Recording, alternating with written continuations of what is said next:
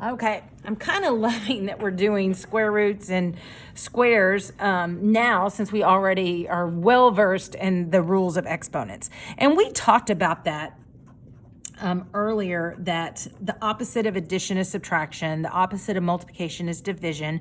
And then when we did that last unit, we said the opposite of exponents is square roots. So this is still an inverse operation. So when a variable is squared, we square root it to inverse operations here. So those are opposites, but you guys already know that. However, I want you to highlight this right here. I'm going to highlight because watch out. These equations can have more than one solution. So let's talk about that. All right, now the rules are the same. I locate my variable and I want to get it by itself. So there's no constant term attached to here. So what is the opposite of squaring something? We square root it, and whatever you do to one side, you do to the other side. And remember with our rules, the square and the square root cancel out to leave me with x, and now I have x equals the square root of 36. But what is the square root of 36?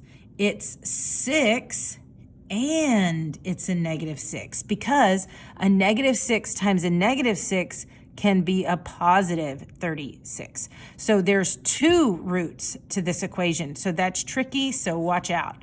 And really we just write that as x equals plus or minus 6. And that tells us that it can be positive 6 and negative 6. It's just a shortcut. So on number 3, I take the square root. My square and square root cancel out to give me m, and the square root of 121 is plus or minus 11. Look at number 5. If I take the square root here and the square root here, my square roots cancel out and I'm left with a. The square root of 0 is just 0. There's no positive and negative 0. It's neutral. So it's just one answer, a equals 0. And look at me not boxing my answers. Shame, shame. All right. Now, what happens when you have two steps? Well, same thing. You get your variable term on one side, constant terms on the other side. So in this case, I'm going to add 10 to both sides, and I get x squared equals 49. And now I do inverse operations, taking the square root, square root, cancel out for x, and the square root of 49 is plus or minus 7, and I box my answer. Okay?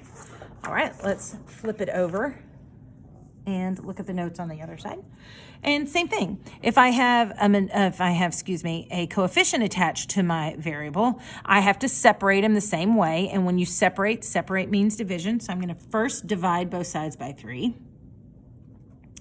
And 3 goes into 19 6 whole times with 1 left over, and 3 goes into 12 4 times. Now, to get w by itself, I do the opposite of squaring, which is square root. Whatever you do to one side, you do to the other side. Square and square root cancel out for w, and the square root of 64 is plus or minus 8. However, you need to apply symmetric properties, so w equals plus or minus 8. All right, number 11, it's the same thing. I need to isolate my variable term, so I got to get rid of this positive 52 by subtracting 52 on both sides. And when I do that, 341 minus 52 is 289. And to get p by itself, you do the opposite. So you take the square root of both of those. Square root of 287 is plus or minus 17. And again, symmetric property. All right. Now, on this one, I don't want a negative coefficient, same as before, so I can flip it. So now I have p squared equals positive 324. And again, if you don't like that, you can multiply everything by negative 1, and you'll see a negative times a negative is a positive, and a negative times a negative is a positive 342. So that's my first step. And now, how do you get p by itself? Square root, opposites cancel, and the square root of 324 is plus or minus 18. Okay. All right, look at number 15. So I got to separate 81 from n squared. Separate means division. So if I divide both sides by 81, I have n squared equals 16 over 81. Do you remember when we did rational numbers, what the square root of a fraction is? How do you do it? Well, I take the square root over here. I take the square root over here. These cancel out to n. And for a fraction, you just take the square root of 16, which is 4, and you take the square root of 81, which is 9. So it's plus or minus 9 would be my answer there. Okay, 17. So what do? Get rid of this constant term. So I'm going to add 37 on both sides. And I have negative 4a squared equals negative 100. I need to separate negative 4 from a squared. Separate means division, so I'm going to divide both sides by a negative 4. And I get a squared equals positive 25. And to get a by itself, you take the square root, and you get a equals plus or minus 5.